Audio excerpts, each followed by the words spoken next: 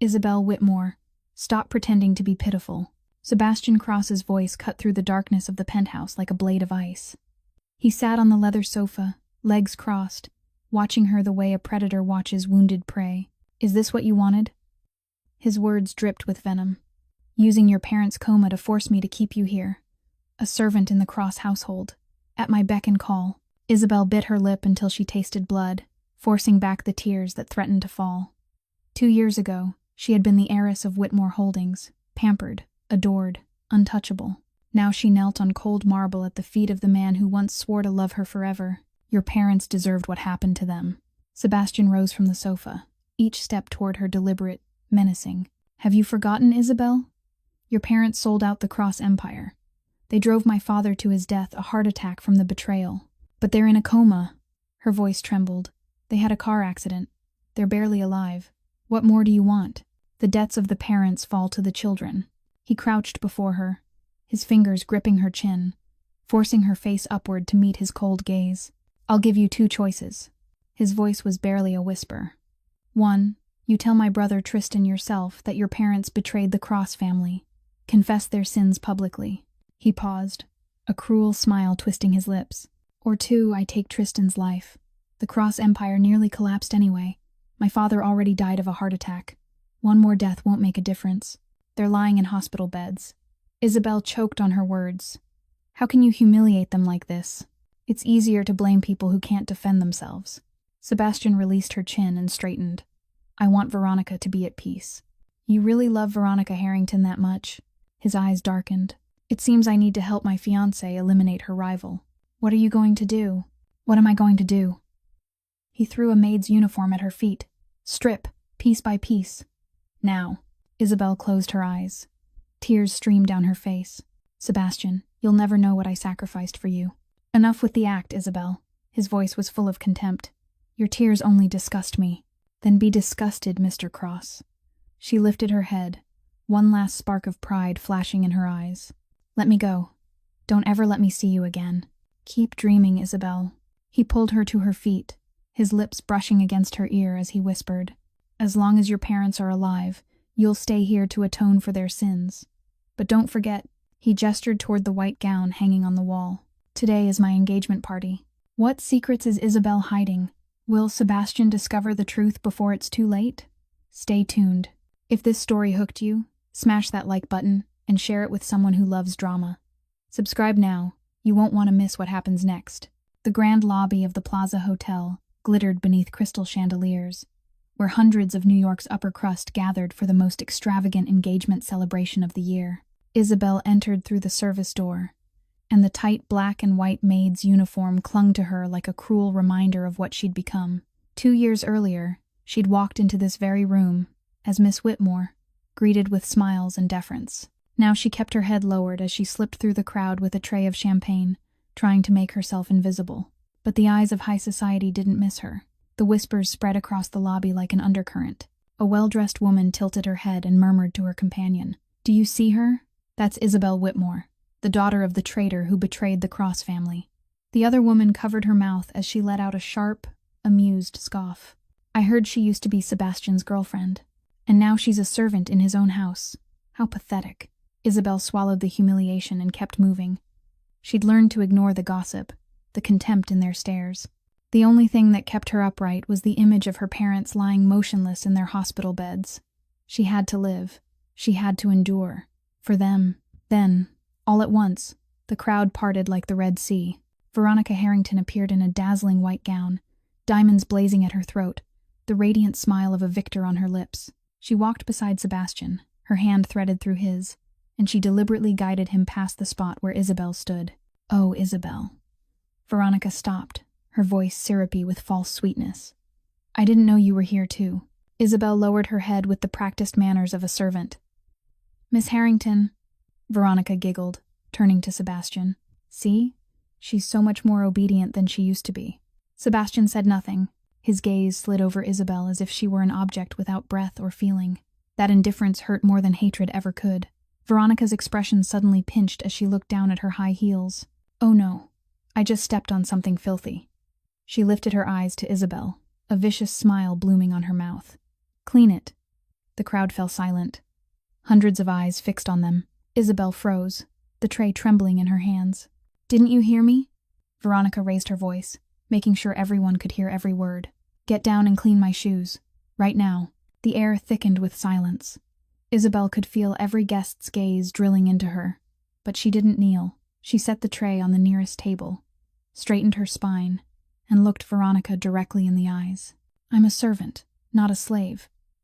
Veronica went still, as though she couldn't believe what she'd heard. Then her face flushed hot with anger. No one had ever dared speak back to her like this in front of a crowd. "How dare you?" A slap cracked through the lobby. Isabel staggered, her cheek burning, but she didn't fall.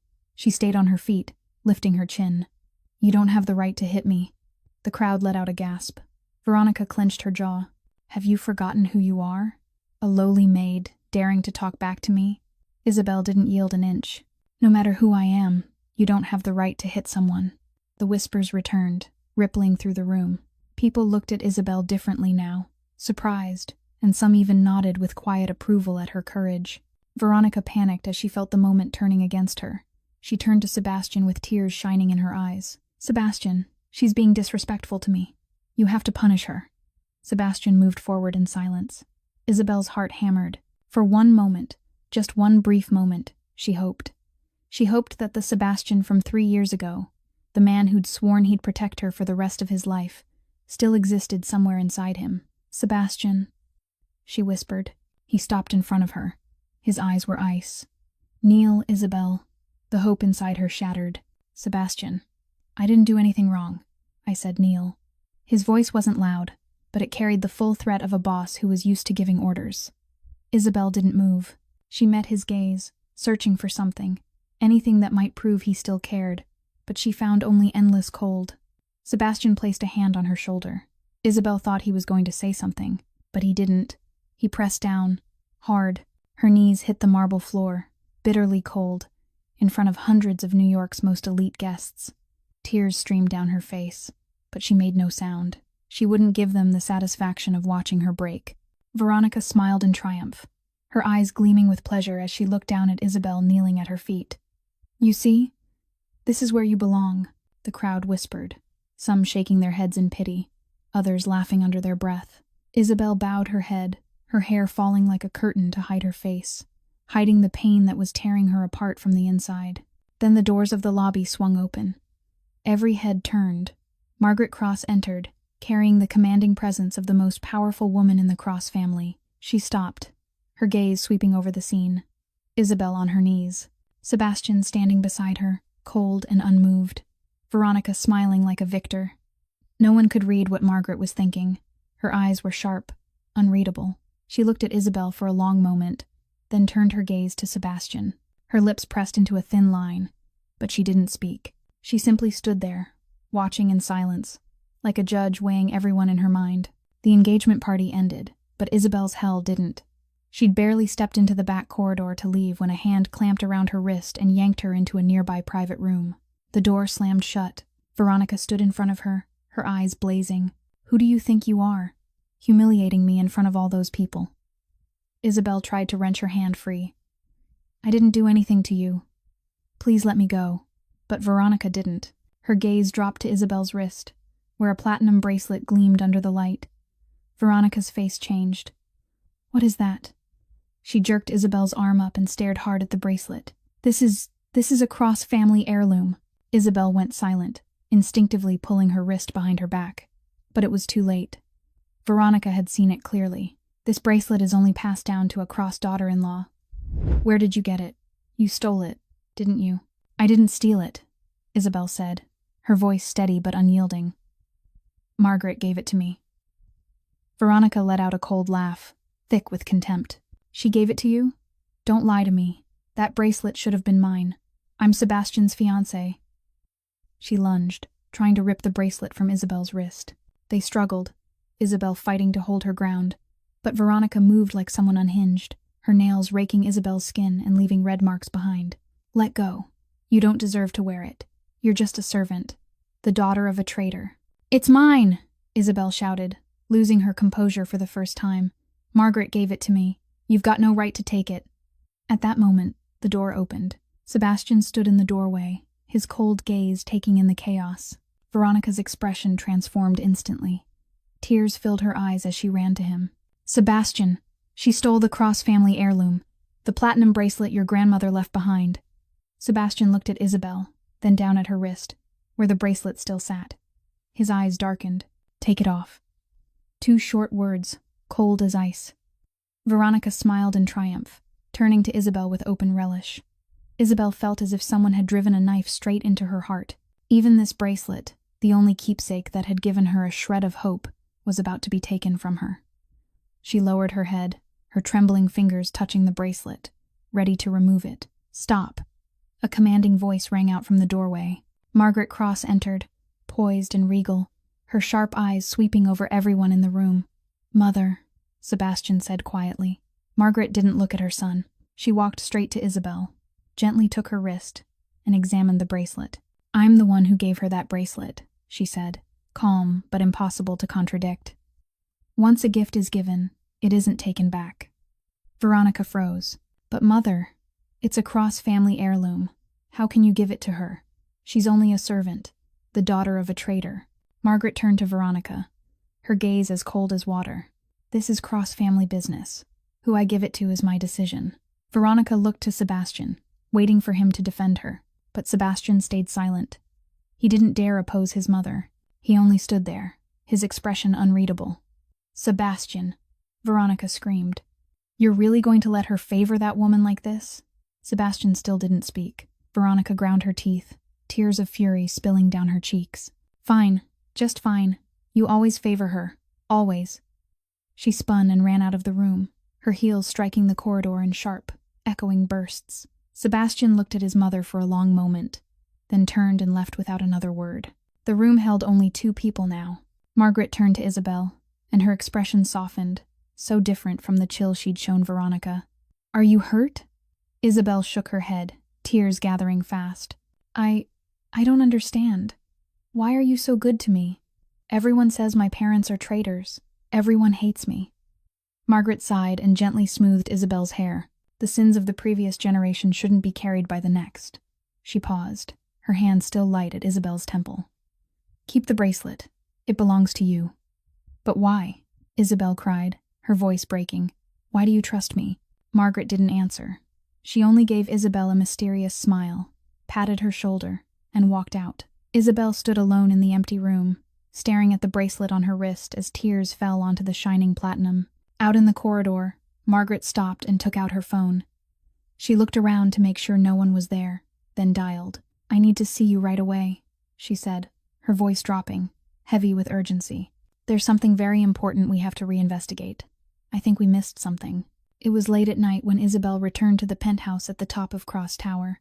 She'd barely stepped inside the apartment when the door behind her opened. Sebastian stumbled in, and the sharp stench of alcohol hit her at once.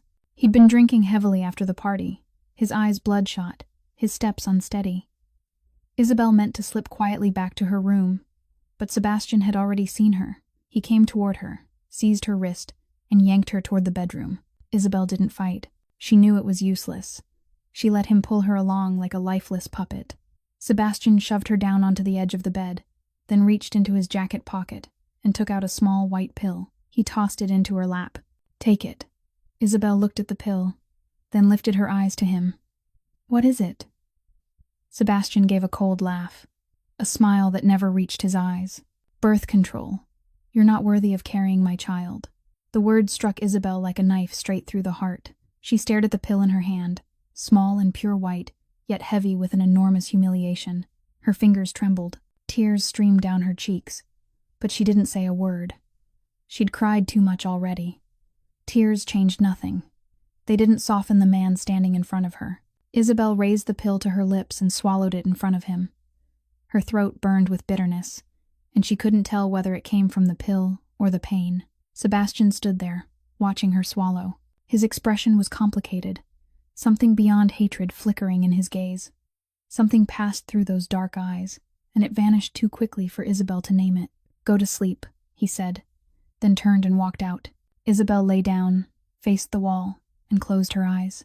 She tried to sleep, but she couldn't. The ache inside her was too large. She didn't know how much time had passed when she heard the bedroom door open. Familiar footsteps moved closer to the bed. Isabel kept her breathing slow and even, pretending she was deeply asleep. Sebastian sat down on the edge of the mattress, right beside her. He sat there for a long time, saying nothing. Isabel could feel his eyes on her in the dark. Then a trembling hand touched her cheek, gently, tenderly. Nothing like the cruelty of daylight. "Why, Belle?" Sebastian whispered into the night, his voice raw and full of pain. "Why did you betray me?" Isabel bit down hard on her lip, so she wouldn't sob out loud. His fingers stroked her cheek, wiping away a tear she hadn't realized had fallen.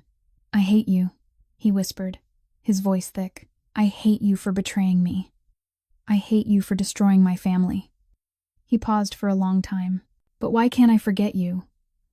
Why does my chest hurt like someone's crushing it whenever I see you suffering?" A drop fell onto Isabel's cheek. It wasn't her tear, it was his. Sebastian Cross, the cold, ruthless mafia boss, was crying in the darkness. "3 years ago you promised you'd stay with me forever," he murmured, like a sigh. "You said you loved me. You said nothing could ever separate us. And then you—" He didn't finish. His hand left her face. His footsteps moved away.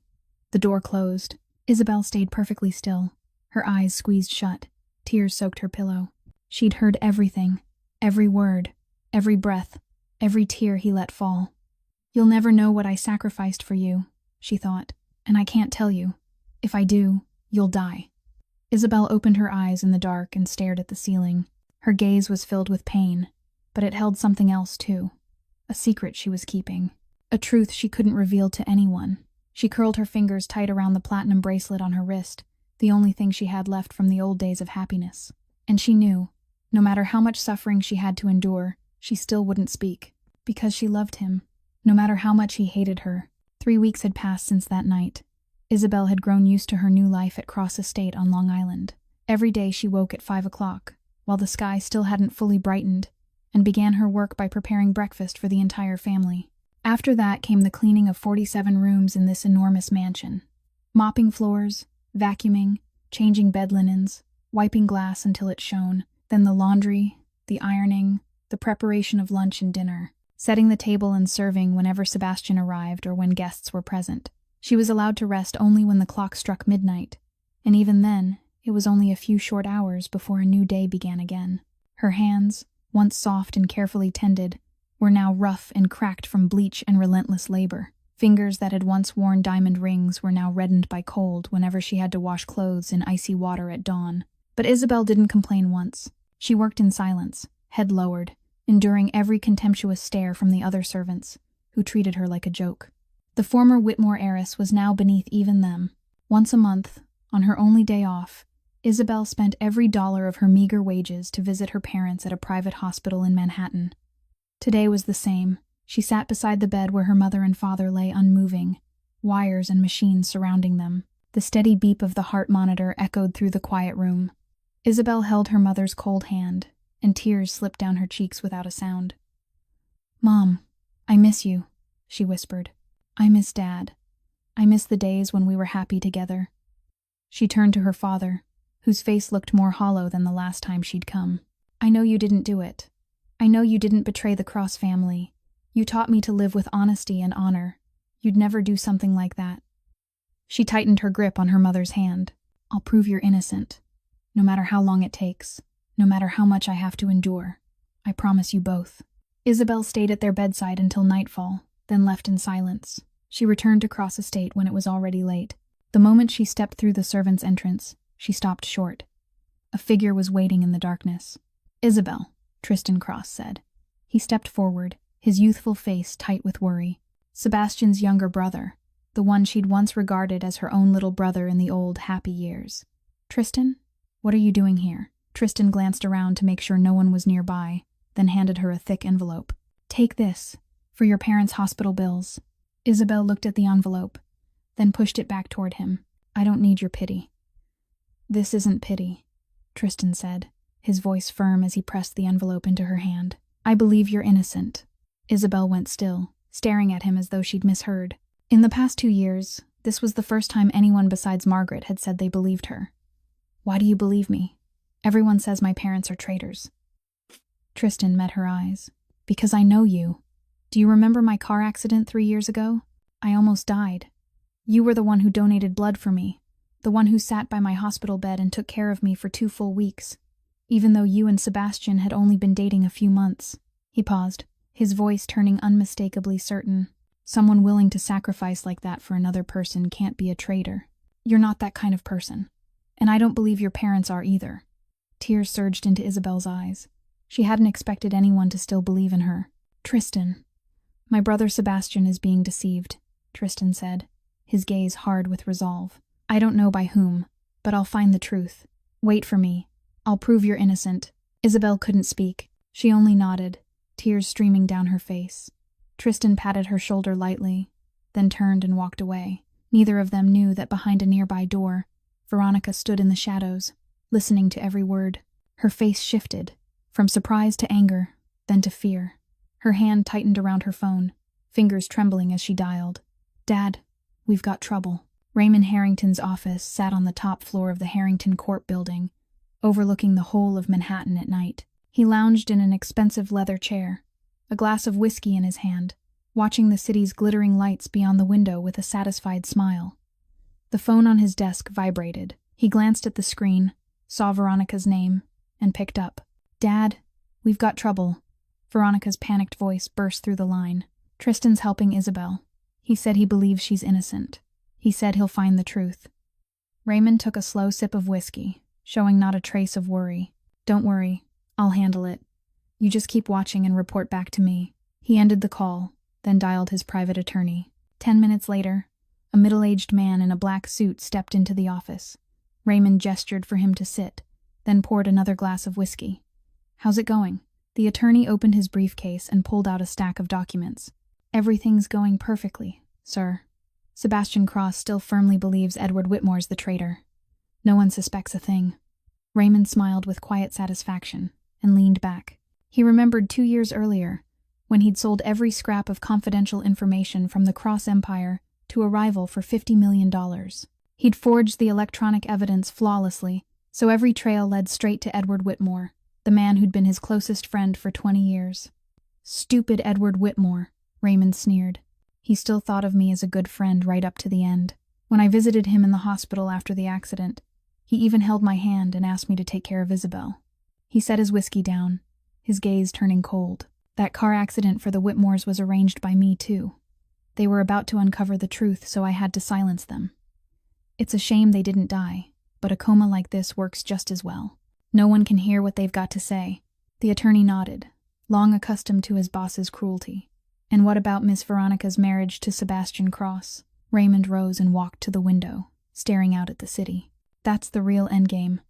Once Veronica marries Sebastian, I'll slowly take over the Cross Empire from the inside. I've waited 20 years, and now I'm finally about to swallow Richard Cross's empire whole.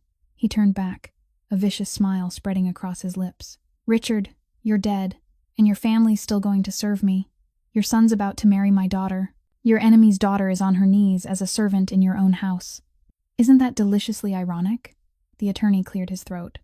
But sir, what if Tristan Cross really investigates? He's a smart one. Raymond waved a hand. I've got a plan B.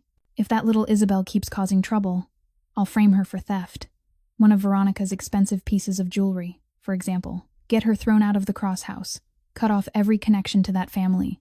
He laughed softly, without warmth. With no one protecting her, she won't be able to do a thing. Her parents are in the hospital. No money, no power. She'll end up on the streets like a beggar, and then no one's going to believe a beggar's words. The attorney nodded, stood, and prepared to leave. I'll arrange everything, sir. Raymond flicked his hand, dismissing him. When the door closed, he turned back to the window, gazing into the night with eyes full of ambition. He didn't know that down below the building, in the darkness of a narrow alley, a black car sat parked in silence. Inside, a man held a camera with a telephoto lens, taking photo after photo through Raymond's office window. This private investigator had been tailing Raymond for 2 weeks under Margaret Cross's orders, and tonight, he'd just captured the secret meeting between Raymond and his private attorney. He lifted his phone and called the woman who'd hired him. Mrs. Cross, I've got new information. I think you're going to want to hear this. That evening, Isabel was assigned to clean the library at Cross Estate. It was a vast room, shelves rising all the way to the ceiling, the faint scent of old paper and oak lingering in the air. She was dusting the shelves when she heard footsteps, and a familiar voice through a door left slightly ajar. Margaret Cross entered the small study adjoining the library, unaware that Isabel was in there. Isabel meant to speak up and announce herself, but Margaret had already lifted her phone and begun to talk. "What did you find?" Margaret's voice was grave. Isabel went utterly still, not daring to move. The records show the traitorous transaction originated from an IP address at Harrington Corp., not Whitmore Holdings. A man's voice came through the phone on speaker. Isabel's heart seemed to stop. She held her breath, straining to hear every word. "I retraced the entire set of transactions. Someone was very skilled at wiping the trail and framing Edward Whitmore. But they weren't perfect. There are still gaps." Margaret drew a deep breath. "Anything else?" "The Whitmore's car crash also shows signs of sabotage. I rechecked the police report and the mechanic's findings. The brake line was cut. This wasn't an accident, ma'am. This was an attempted murder." Isabel clapped a hand over her mouth, fighting back a sob. Her knees weakened, and her hand brushed a stack of books on the shelf. They tumbled to the floor with a loud crash. The call fell silent. Footsteps moved closer. Margaret Cross appeared in the doorway and saw Isabel trembling amid the scattered books. "I know you were listening," she said, her voice not angry at all. "It's all right." Isabel lifted her head, tears pouring down her face. "Mrs. Cross, what I just heard, is it true?" Margaret came over, helped her up, and guided her to sit on the sofa nearby. "I didn't believe your parents did it either. From the beginning, too many things didn't add up. Edward was my husband's friend for more than 30 years. I know what kind of man he is." She sat beside Isabel and took her hand. "I'm reinvestigating everything. But you must keep this absolutely secret. Don't tell anyone, not even Sebastian." Isabel broke into sobs, 2 years of injustice spilling out at once. "I've always known my parents were innocent. I knew they'd never do something like that, but no one believed me. No one would even listen." Margaret pulled her into her arms and soothed her like a mother would. "I believe you. Be patient. The truth will come to light. I promise you." Isabel cried against her, feeling warmth and protection she'd been missing for 2 long years. When Isabel had steadied herself, Margaret stood and walked to the window, gazing into the darkness outside with a pensive look. "But I'm worried, Isabel. Someone's watching me." Isabel lifted her head and wiped her tears. "Watching you?" Margaret nodded, her eyes still on the night beyond the glass. "Yesterday there was an unfamiliar car parked outside all day. Today my phone made strange noises, like someone was listening in. I think someone knows I'm investigating." A chill ran through Isabel. "An enemy? Who do you think is behind all of this?" Margaret turned back, her gaze sharp, yet threaded with worry. "I'm not certain yet. The evidence is starting to surface, but I need more time to confirm." She paused, her voice dropping. "But I suspect someone very close to us. Very close." Isabel felt ice crawl up her spine. "What should I do now?" "You need to be careful," Margaret said, gripping Isabel's shoulders and looking straight into her eyes. "If the enemy learns I'm investigating, they'll act. You can't let anything slip. Keep living as you always have. Do your work. Don't give anyone reason to suspect." Isabel nodded, forcing her fear down. "I understand. I'll be careful." Margaret smiled and smoothed Isabel's hair. "You're a good girl. I'll protect you. I promise." She turned and left, leaving Isabel alone in the library with 1,000 thoughts twisting through her mind. Out in the hallway, Sebastian leaned against the wall, his face gone pale. He'd come to find his mother, and accidentally overheard part of the conversation. An IP address at Harrington Corp., a sabotaged car crash. His mother was reinvestigating. His mother believed Isabel was innocent. For the first time in 2 years, Sebastian's certainty began to crack. For the first time, he wondered if he'd been wrong. 1 week after that night, the Metropolitan Museum held its annual charity gala, drawing in all of New York's upper crust. Raymond Harrington had received word from his private source that Margaret Cross was hiring a detective to investigate him. He knew he couldn't wait any longer. He had to move before everything slipped beyond his control. Isabel was ordered to serve at the gala alongside the other Cross household staff. She wore the familiar black and white uniform, slipping through the crowd with a tray of champagne in her hands. The museum shimmered beneath crystal lights, paintings and sculptures worth millions of dollars displayed everywhere. Veronica Harrington appeared in a blazing red gown, a diamond necklace glittering against her chest. A $2 million piece Raymond had given his daughter the week before. She made her rounds through the grand hall, arm in arm with Sebastian, smiling brightly at the guests. But her eyes never stopped tracking Isabel. When Isabel passed a dimmer stretch near the restroom entrance, Veronica quickly separated from Sebastian, claiming she needed to fix her hair. She followed Isabel, waiting for the right moment. When Isabel stopped to set her tray down and fetch more glasses, Veronica drifted behind her like a ghost. Her hand moved fast, slipping the diamond necklace into Isabel's uniform pocket without Isabel noticing. Veronica returned to the hall wearing a secretive smile. 10 minutes later, just as the party reached its peak, Veronica suddenly screamed, "My necklace! My diamond necklace is gone!" The entire hall went silent. Every head turned toward her. Sebastian hurried to his fiancée's side. "Calm down. You were wearing it a moment ago." "I know, but it's not on my neck anymore." Veronica sobbed, tears running down her cheeks. "Someone stole it. Call security. Search everyone." The museum's security team appeared at once. They began checking people one by one. When it was Isabel's turn, a guard shoved his hand into her pocket and pulled out the glittering diamond necklace. "Found it!" he shouted. "In her pocket!" The hall erupted. Whispers and shouts crashed through the room. Veronica rushed forward and snatched the necklace from the guard's hand. "She stole it from me. Call the police. Arrest her." Isabel stood frozen, unable to believe what was happening. "I didn't do it. I didn't steal anything. Someone put it in my pocket." But no one listened. The crowd looked at her with disgust and contempt. A woman sneered. "A trader's daughter stealing is only natural. Blood doesn't lie." A man shook his head. "The Cross family's too kind to keep someone like this. They should have thrown her out long ago." Tears streamed down Isabel's face. She looked around for help and found only unfamiliar faces filled with malice. In a corner of the hall, Raymond Harrington watched, a satisfied smile spreading across his lips. The plan was unfolding perfectly. Sebastian appeared, pushing through the crowd until he stood in front of Isabel. He looked at her with an expression that was complicated. Disappointment threaded through it, and something else as well. "I'll handle this," he said to the crowd, his voice carrying that familiar cold authority. Isabel thought he was going to hand her over to the police. She'd steeled herself for the worst. But Sebastian didn't. He seized her wrist, dragged her through the crowd, and led her out of the hall through a side door. Veronica screamed after him. "Sebastian, where are you taking her? She has to be arrested." Sebastian didn't turn around. He pulled Isabel into an empty corridor, away from the crowd's eyes. Isabel broke down, sobbing. "I didn't do it.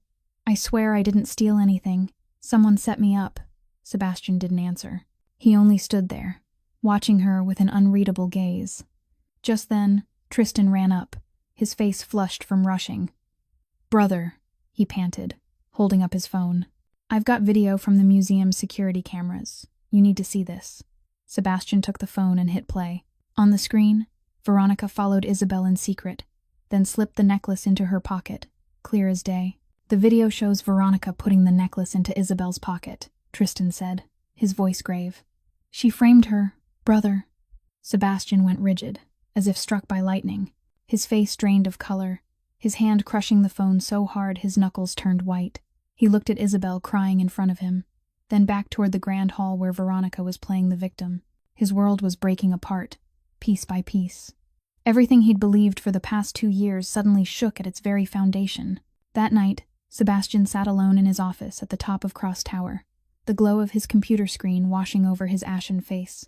He played the video Tristan had given him again and again, and every time he watched it, it felt as though someone was crushing his heart in their fist. Veronica's furtive hand, slipping the necklace into Isabel's pocket, was captured with merciless clarity, sharp down to the smallest detail. It couldn't be denied. It couldn't be explained away. He'd trusted the wrong person. He picked up his phone and called Veronica. "Come to my office. Now." 20 minutes later, Veronica walked in, her makeup flawless, a confident smile on her lips. "Why did you call me?" "It's so late." Sebastian didn't speak. He only turned the computer screen toward her and hit play. The smile on Veronica's mouth froze as she watched herself on that footage. "Explain," Sebastian said, his voice cold as ice. "What is this?" Veronica burst into tears at once and rushed forward, dropping to her knees at his feet. "Sebastian, that video is fake." Isabel set me up. She staged everything to frame me. Sebastian looked down at her, and there was no tenderness left in his eyes. Staged? Security footage from the museum is staged?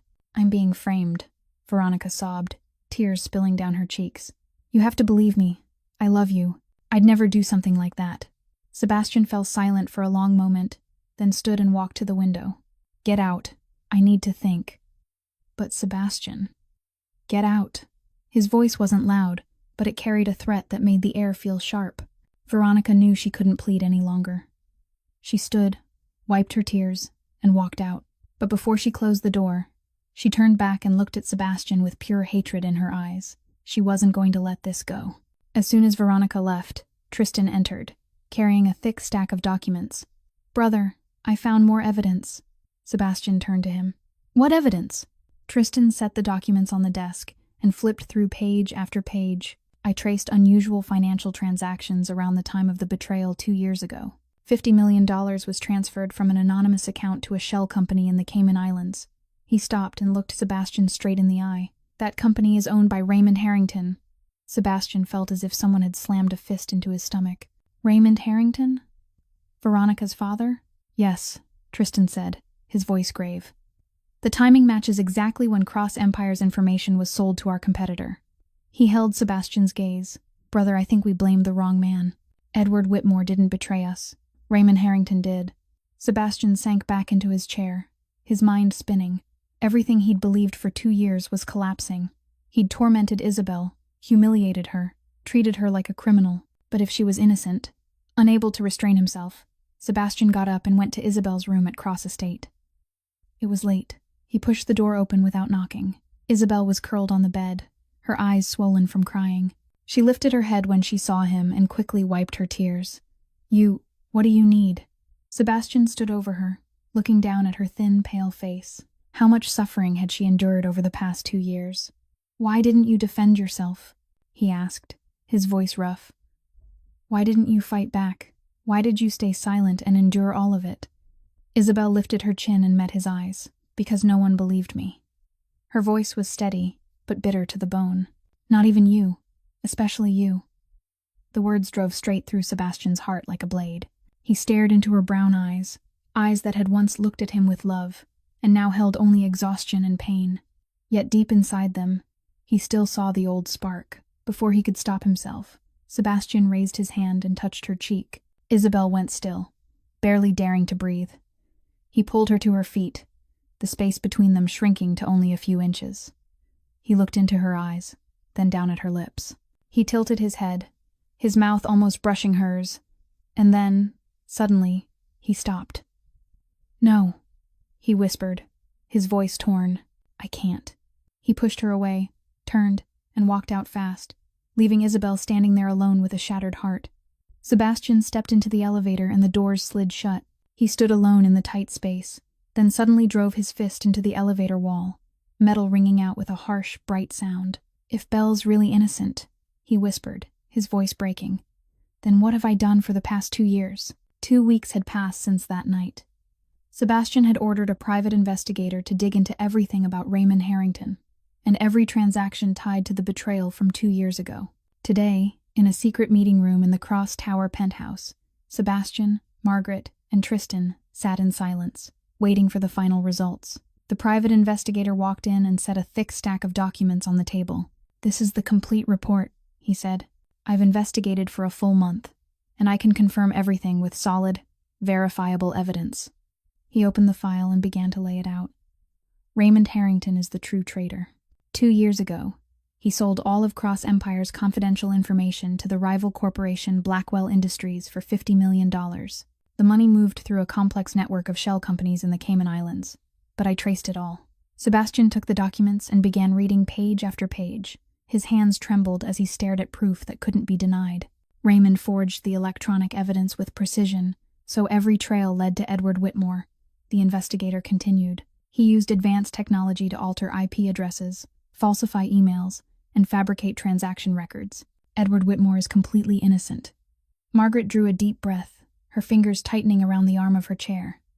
And the car crash involving the Whitmores? It wasn't an accident, ma'am. The investigator's voice stayed steady. I had the vehicle re-examined and found evidence the brake line was deliberately cut. Raymond hired someone to do it when Mr. Whitmore began to suspect and re-investigate. He arranged the crash to silence the Whitmores before they uncovered the truth. Sebastian felt as if the air had been pulled from his lungs. What was his motive? The investigator looked at him, grave. Raymond's ultimate goal was to seize the Cross Empire from the inside. He'd been planning this for 20 years. By framing Whitmore and convincing the Cross family to believe it, he removed his greatest obstacle. Then he arranged for his adopted daughter, Veronica, to get close to you, Mr. Sebastian, and seduce you. Once the marriage took place, Raymond would slowly take control of the Cross Empire's power and assets through Veronica. Tristan slammed his fist on the table. Bastard! He fooled all of us. The investigator turned to the next page. There's one more thing. He looked at Sebastian with a trace of sympathy. Your father, Richard Cross, didn't die of a heart attack brought on by betrayal the way everyone believes. The shock of discovering the betrayal did trigger the heart attack, but in truth, Raymond Harrington is the one who indirectly killed him. Without Raymond's scheme, your father would still be alive. Sebastian let the documents drop onto the table, his whole body trembling. Everything he'd believed for 2 years had been a lie. Raymond Harrington had killed his father, destroyed the Whitmore family, and turned Sebastian's life into a play that Raymond himself directed. And Sebastian Cross, the most powerful mafia boss in New York, had become a puppet in the man's hands. 2 years replayed in his mind. Isabel on her knees in front of hundreds of guests at the engagement party. The pain in her eyes when he forced her to swallow the birth control pill. The tremor in her voice when he called her a traitor's daughter. Her face when Veronica slapped her and he didn't intervene. Her hands turned rough from 2 years of work as a servant. And her gaze that night, when she said no one believed her, least of all him. Sebastian sagged over the table, his shoulders shaking. For the first time in 2 years, tears slid down his face. The cold, ruthless mafia boss, the man who hadn't cried even at his father's funeral, was now sobbing like a child. What did I do to her? He whispered, his voice breaking. What did I do to Belle for 2 years? Margaret rose and came to him, placing a hand on his shoulder. You didn't know, Sebastian.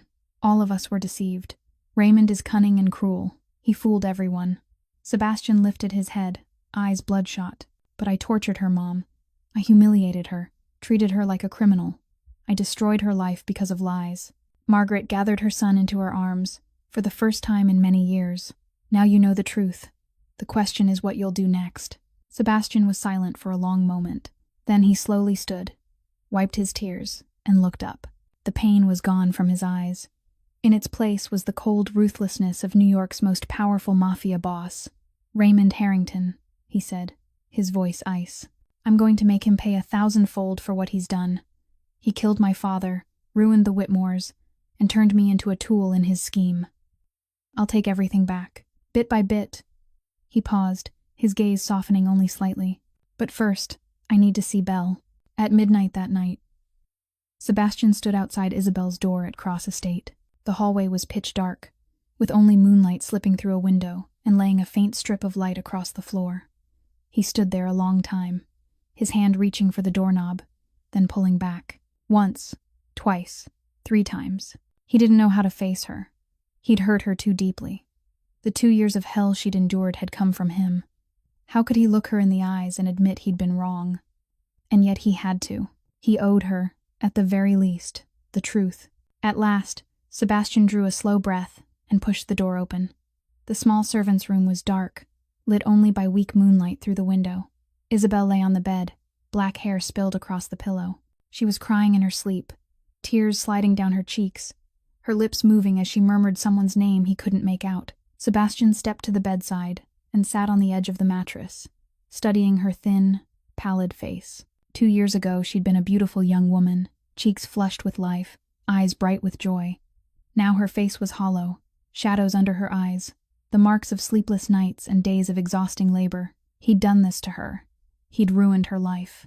As if she sensed someone near, Isabel startled awake. Her eyes flew open, and when she saw Sebastian sitting by her bed, she jerked upright in panic and curled into the corner against the wall like a wounded animal. What do you want?" Her voice shook, her eyes wide with fear. Sebastian felt his heart clench as he saw that fear. She was afraid of him. The girl who'd once loved him with everything she had now feared him like a monster, and he'd earned that. Sebastian rose slowly, then did something he'd never done for anyone in his life. He knelt. The most powerful mafia boss in New York, the man who made the underworld tremble, dropped to his knees in front of a thin young woman in a cramped servant's room. "I know the truth now, Belle," he said, his voice rough. "Your parents are innocent. Raymond Harrington is the real traitor. He forged the evidence, framed your parents, and arranged the car crash to silence them." Isabel went still, as though her mind couldn't accept what she'd heard. What are you saying?" "I was wrong, Belle." Sebastian lifted his head and looked into her eyes, his own red rimmed. "I was completely wrong. You and your parents are innocent. And I'm sorry." Isabel stared at him, kneeling before her, hearing him say the words. 2 years. 2 years she'd waited for this moment. 2 years she'd hoped someone would believe her. But now that it had come, she didn't feel relief. She felt rage. The anger she'd carried for 2 years erupted like a volcano. Isabel shoved Sebastian back, sprang off the bed, and stood in front of him with fire in her eyes. "Sorry? You say you're sorry?" she screamed, her voice breaking with pain. "You made me kneel in front of hundreds of people. You pressed my shoulder down and forced me onto my knees like a dog." Sebastian didn't stand. He stayed on his knees, taking every word. "You forced me to take birth control. You threw it at me and said I wasn't worthy of carrying your child. You treated me like an animal." Tears streamed down her face, but she didn't stop. "You watched them hit me, humiliate me, and you didn't say a word. You stood there like stone while your fiancé slapped me across the face." Her throat tightened, her shoulders trembling. "My parents were in the hospital with no one to care for them. I had to work like a slave just to pay the bills. Every day I wanted to die. Every day I asked myself why I was still alive," she shouted, her voice splintering. 2 years of hell. You think one apology is enough?" Sebastian stayed kneeling, offering no defense, no explanation. Every sentence was a blade driven into his heart, and he deserved every blade. "You're right," he whispered, his voice thick. "I don't deserve forgiveness. I'm a monster. I destroyed your life. You can hit me, curse me. I deserve it all." Isabel stood there, chest heaving, tears pouring down. She'd spilled every ounce of pain she'd carried for 2 years, and still she didn't feel lighter. She only felt empty. Sebastian rose slowly and stepped toward her. He took her hand, gentle but firm. "But give me one chance, Belle," he said, meeting her eyes, his gaze fierce with resolve. "Not to make it up to you. I know I can't undo what I did, but to take revenge for you, for your parents, for everything you lost. Raymond Harrington will pay for every one of his crimes." The next morning, the living room at Cross Estate became the site of a secret meeting. Sebastian stood before the massive glass wall. Margaret and Tristan sat on the sofa, and Isabel stood in the corner with an unreadable expression. After last night, she wasn't crying anymore, but her eyes were still guarded as they settled on Sebastian. He began to lay out the plan. "Raymond Harrington has hidden his crimes for 2 years. He thinks he's safe, thinks no one knows the truth. That's his greatest weakness." Sebastian flipped through the pages of documents on the table. "We've got enough proof of illegal financial transfers, forged records, and conspiracy to commit murder. If we arrange it the right way, he'll have no way out." Margaret nodded. "I've contacted some of your father's old partners. They're willing to turn their backs on Harrington Corp once we show airtight proof," Tristan added. "I'm ready too. The media channels and the connections with the FBI are already in place. All we need is your word." Sebastian turned to Isabel. "Belle, you're our most important witness. You endured 2 years in this house. You know what Veronica and Raymond have done. Your testimony will be the fatal blow." Isabel was silent for a long moment. Then she shook her head. "I don't want to be involved." The room seemed to freeze. Margaret and Tristan stared at her as if they'd misheard. Sebastian went still. "Why?" "He destroyed your family. He almost killed your parents." Isabel met Sebastian's eyes. There was no fear in her now, no raw pain the way there had been before, only an endless exhaustion. "Because I don't want to become someone like you." Her words landed like a slap across Sebastian's face. "For 2 years, I've watched what cruelty can do to a person. I watched you destroy me without hesitation because you believed you were doing the right thing." She paused, her voice trembling just slightly. "I don't want to turn into that. I don't want to become someone ruled by hatred, willing to do anything for revenge. I'm afraid that if I step onto that path, I'll lose myself." Sebastian stayed silent for a long time. It hurt, but he couldn't argue, because she was right. He'd been a monster. He'd let hatred turn him ruthless, and she'd paid the highest price. "You're right," he said at last, his voice low. "I was a monster. I hurt the person I loved most because I believed lies." He moved closer, but he didn't touch her. "But Belle, this isn't revenge. This is justice. Raymond killed my father, nearly killed your parents, and ruined the lives of so many people. And if we don't stop him, he'll do it again to someone else." Sebastian held her gaze. "You can choose not to forgive me. I don't deserve forgiveness. But don't let Raymond stay free. Don't let him keep destroying other families the way he destroyed yours." Isabel stood still, eyes lowered to the floor. She thought of her parents lying motionless in a hospital, thought of the 2 years of hell she'd lived through, thought of the people who might share her fate if Raymond wasn't stopped. The silence stretched. Then finally, she lifted her head. "All right, I'll help." Sebastian seemed to breathe again, but Isabel wasn't finished. "But not for you. For my parents. For what they suffered. For the justice they deserve." Sebastian nodded. "That's all I need." The meeting continued with a detailed plan. Step 1. Gather and organize every piece of evidence of financial crimes. Step 2. Isolate Raymond in the business world by pulling investments and reaching out to partners.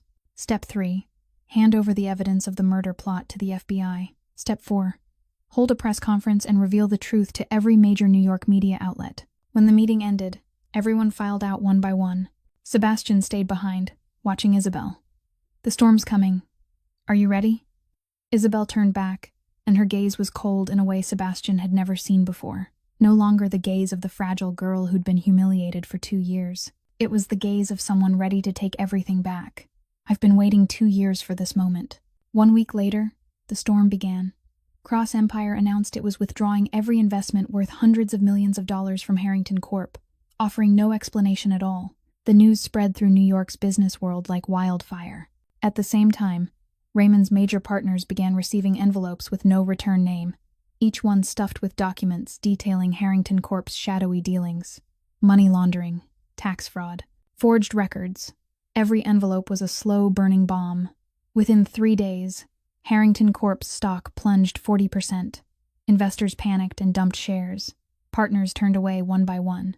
Banks started calling in loans. The empire Raymond Harrington had built over 20 years was collapsing right in front of him. In the top-floor office at Harrington Corp., Raymond raged like a cornered animal. He smashed a desk lamp, swept everything off the desktop and onto the floor. Papers flew everywhere. A glass shattered. Blood ran from his hand where the shards had cut him, but he didn't even notice. "What's happening?" he roared, grabbing his phone and calling partner after partner. The first didn't answer. The second hung up. The third sent him straight to voicemail. No one responded. No one wanted to talk to him. "Why is everyone turning their backs on me? I'm Raymond Harrington. I'm the most powerful man in this industry." Just then, the office door opened. Raymond's private attorney stepped in, his face drained. "Sir, I've got bad news. The FBI is investigating the company's transactions. They've gathered a great deal of evidence, and there may be an arrest warrant in a few days." Raymond went rigid, the glass in his hand slipping from his fingers and crashing to the floor. "The FBI? Where did the evidence come from?" "I don't know, sir. But it looks like someone provided them with the company's entire set of transaction records from the past 2 years. Raymond sank into his chair, his face turning the color of death. He knew who was doing this. Sebastian Cross. The kid had learned the truth. At the same time, Veronica stormed into Sebastian's penthouse like a cyclone. She'd cried the whole way there, mascara smeared, hair in disarray. "Sebastian." She ran to him, dropped to her knees, and clutched at his hand. "You have to help my father. The company's about to collapse. The FBI is investigating. Please, you have to do something." Sebastian looked down at her, his eyes cold as ice. "The engagement is canceled. You and your father have nothing to do with me anymore." Veronica froze. "What did you say? You can't do that. We're supposed to get married. I love you." Sebastian let out a humorless scoff. "Love? You love my money and my power. Don't confuse love with ambition. You and your father deceived my family for 2 years. Now it's time to pay. But I didn't know anything about what my father did. I'm innocent." "Innocent?" Sebastian arched a brow. "You put the diamond necklace into Isabel's pocket to frame her for theft. You slapped her in front of hundreds of people. You humiliated her every day for 2 years. That's innocent? Veronica choked, no words coming. Sebastian motioned to security. Take her out. From now on, she's not allowed to set foot on any Cross Empire property. 2 guards dragged Veronica away. She screamed and cursed, but no one cared. The door closed behind her, and the silence returned. Sebastian's phone buzzed. Raymond Harrington's number. Sebastian answered without a word. Sebastian, listen to me. Raymond's panicked voice rushed through. We can negotiate. I'll give you anything you want. Money, shares, real estate, whatever you want. Sebastian laughed softly, cold. Negotiate? Did you negotiate with my father before you killed him? Did you negotiate with the Whitmores before you put them in a coma? Sebastian, I'm begging you. Wait for it, Harrington. Sebastian cut him off, his voice ice. Hell's only just beginning. He ended the call, giving Raymond no chance to say another word. Turning to Tristan beside him, Sebastian gave the order. Send invitations to every major news outlet. Press conference tomorrow, 10 o'clock in the morning, in the Cross Tower lobby. The truth about the betrayal from 2 years ago will be revealed. The next morning, the Cross Tower lobby was packed shoulder to shoulder with reporters from every major and minor outlet in New York and across the country. Hundreds of cameras aimed at the podium, flashbulbs firing without pause. News of Cross Empire's sudden press conference had ripped through the media world overnight. Everyone wanted to know what Sebastian Cross was about to reveal. Raymond and Veronica were there too, buried in the crowd, forcing calm onto their faces, unable to hide the panic in their eyes. Raymond had come with a team of attorneys, ready to challenge anything, Sebastian said. He still believed he could control the situation. At exactly 10 o'clock, the door behind the podium opened. Sebastian Cross stepped out in a black suit, his expression cold and unreadable. But what made the crowd erupt into whispers wasn't him. It was the woman walking beside him, Isabel Whitmore. Isn't that the maid? A reporter murmured to a colleague. Why is she standing next to Sebastian Cross? Sebastian took the podium, adjusted the microphone, and began. Thank you all for coming today. I called this press conference to reveal a truth that's been hidden for 2 years. He paused, scanning the crowd.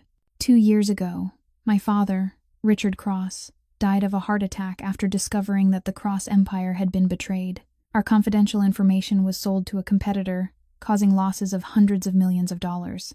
All of us believed the traitor was Edward Whitmore, my father's closest friend for 30 years. Sebastian looked straight into the cameras. We were wrong. The room stirred. Raymond gripped the arm of his chair, his face draining. After a thorough investigation, we've identified the real traitor. Sebastian signaled, and the massive screen behind the podium lit up. Financial transactions appeared, with IP address data clearly tied to Harrington Corp. Next came an audio recording of Raymond discussing his plan with an accomplice, followed by an expert report describing deliberate sabotage in the car crash. Raymond Harrington is the true traitor, Sebastian declared, his voice cold as ice. He sold Cross Empire's information for $50 million. He forged evidence to frame Edward Whitmore, and when the Whitmores were about to uncover the truth, he arranged a car crash to silence them. The press corps exploded. Whispers, frantic typing, and the relentless pop of camera flashes filled the air. Raymond shot to his feet, his face turning a furious purple red. This is slander, he shouted, shoving through the crowd toward the podium. I'll sue all of you. This evidence is fabricated. Sebastian Cross is taking personal revenge because I broke off his engagement. The room buzzed louder as cameras swung toward Raymond. This was exactly what the reporters wanted. Live drama.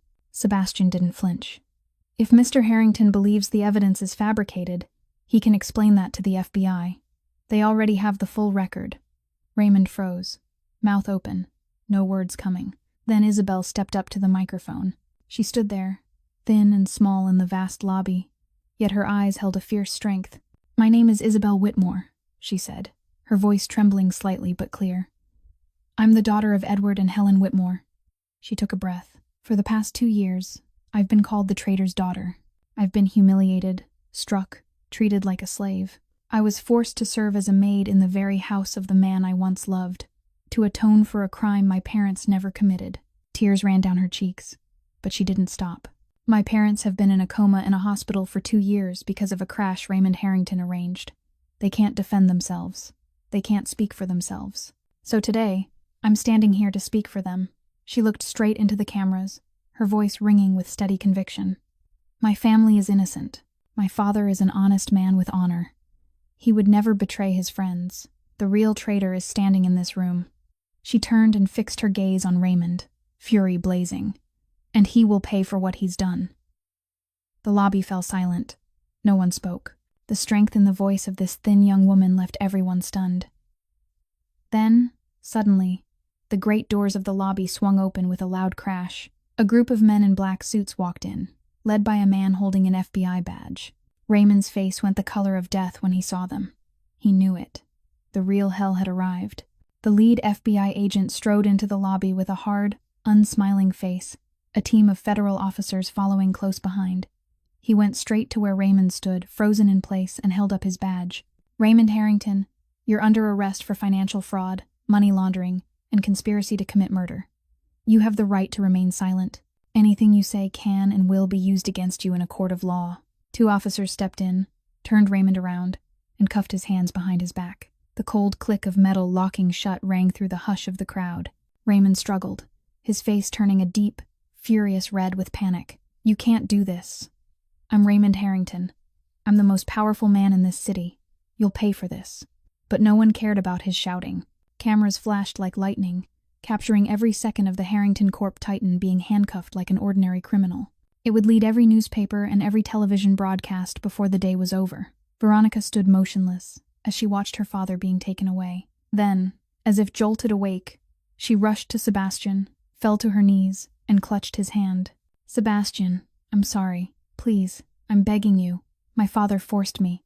I didn't have a choice." Sebastian looked down at her with an icy stare. "You framed Isabel for stealing a diamond necklace. You slapped her in front of hundreds of people. You humiliated her every day for 2 years. Did your father force you to do those things too?" Veronica sobbed, mascara smeared across her face. "You don't understand. He's all I have." She lifted her head, eyes bloodshot. "My mother abandoned me when I was 5. She said I was a burden, and then she disappeared. My father adopted me and gave me everything, but he said if I didn't obey, he'd abandon me too, the way my mother did." Her voice broke. "I was terrified of being left behind. I was terrified of being alone. So I did everything he asked. I didn't have a choice." Sebastian was silent for a long moment, looking at her kneeling at his feet. For an instant, something in his eyes seemed to soften. Then he shook his head. "Everyone has a choice, Veronica. You could have chosen not to hurt innocent people. You could have chosen to stand with what's right, but you chose wrong." He turned away. "Take her out." A female officer stepped forward, helped Veronica to her feet, and led her out for questioning. Veronica's sobs echoed through the lobby, then faded behind the closing doors. Isabel stood watching Raymond in handcuffs, her chest full of tangled feeling. 2 years. 2 years of hell. And the man standing in front of her was the reason for all of it. As if pulled by an unseen force, she walked up to Raymond. He stared at her with fear in his eyes. "You destroyed my family," Isabel said, her voice cold. "You turned my mother into a living corpse. You pushed me into 2 years of hell. You made the man I loved turn against me." Raymond trembled, trying to step back, but the officers held him tight. "Isabel, spare me. I'll make it up to you. I'll give you anything you want. Money, any amount. Please spare me." Isabel didn't answer. Her gaze slid to the press table nearby, where a letter opener lay among a scatter of documents. Her hand snatched it up so fast no one had time to react. She moved toward Raymond, the blade in her hand, eyes red with hate. "Make it up to me. Can you give me back my 2 years? Can you wake my parents up? Can you erase every night I cried alone and wanted to die just to make it stop?" She lifted the blade. The crowd screamed. The officers hadn't moved in time, but a hand caught her wrist from behind. "Belle, stop." Sebastian's voice sounded at her ear, low and steady, unyielding. "Don't do this. Don't become him. Don't let him destroy you one more time." Isabel went still, her hand shaking around the blade. She looked down at the shining edge in her grip, then at Raymond shrinking back in terror. She'd almost become the thing she hated most. She'd almost let hatred turn her into a monster. The letter opener slipped from her fingers and hit the floor with a sharp clang. Isabel stood there for a moment. Then without a word, she turned and walked away. She moved through the stunned crowd, past hundreds of cameras trained on her, and stepped into the elevator. The doors slid shut, sealing her off from the world outside. And alone in that tight space, Isabel collapsed onto the floor. She cried. She cried the way she'd never been allowed to cry. Justice had come. Raymond would pay, but the wound inside her was still there, still aching as sharply as it had on the very first day. 3 months later, everything had changed. Isabel sat beside the hospital bed, in the quiet room of a private clinic, morning sunlight pouring through the window and laying a warm, golden wash across the space. She held her parents' hands as they lay there, her fingers woven through theirs as if she feared that if she let go, she'd lose them all over again. "Mom, Dad, I've got good news," she whispered, her voice tight with tears. Raymond Harrington was sentenced to 25 years in prison, with no possibility of parole. He's going to pay for every crime he committed. She paused and wiped her cheeks. "Your names have been completely cleared. Everyone knows you're innocent. Whitmore Holdings is being restored. Everything will return to the way it used to be." Her voice trembled. "I only wish you could hear this. I wish you could open your eyes and see me. I miss you so much." Soft footsteps sounded behind her. Isabel turned and saw Sebastian standing in the doorway, a bouquet of white roses in his hand. He looked different from 3 months earlier. The ruthless coldness was gone, replaced by exhaustion and remorse. "Can I come in?" he asked, his voice quiet. Isabel nodded. Sebastian stepped inside and set the roses on the table beside the bed. He stood there for a moment, not knowing what to say. Over the past 3 months, he'd done everything he could in silence. He'd covered every medical expense for her parents and brought in the best doctors in the world to care for them. He'd used every resource of the Cross Empire to restore Whitmore Holdings and return the company to its rightful place. But he hadn't dared to see her. He wanted to give her space to heal, so she wouldn't have to look at the face of the man who'd caused her so much suffering. "Isabel," he said at last, his voice rough. "I know I don't deserve forgiveness. I'm not here to ask you to come back to me. I just want you to know that." He stopped, swallowing hard. "I'll spend my whole life making amends for what I did to you. Whether you forgive me or not, I'm going to do it, because it's what I owe you." Isabel was silent for a long time, looking out the window where the sun was pouring in. Tears slid quietly down her cheeks. "I don't know if I can forgive completely," she said, her voice light as breath. 2 years of hell can't be erased in just a few months." She turned back to him, her deep brown eyes steady. "But I'm willing to try, to start again from the beginning, as 2 strangers, not from old wounds." Sebastian felt as if a stone that had been crushing his chest for months had finally been lifted away. He stepped closer, knelt beside her, and took her hand. For the first time in 2 years, it was a gentle handhold, not something used to drag her or force her into anything. Just a handhold. "Thank you, Belle," he said, his voice breaking. "I promise I won't fail you again. I'll spend the rest of my life proving it." In that moment, a miracle happened. Edward Whitmore's hand on the bed twitched. Isabel went rigid and looked down at her father's fingers. "Dad," she whispered, barely daring to trust her eyes. Edward Whitmore's eyes slowly opened. He blinked a few times, as if trying to adjust to the light. Then he saw his daughter.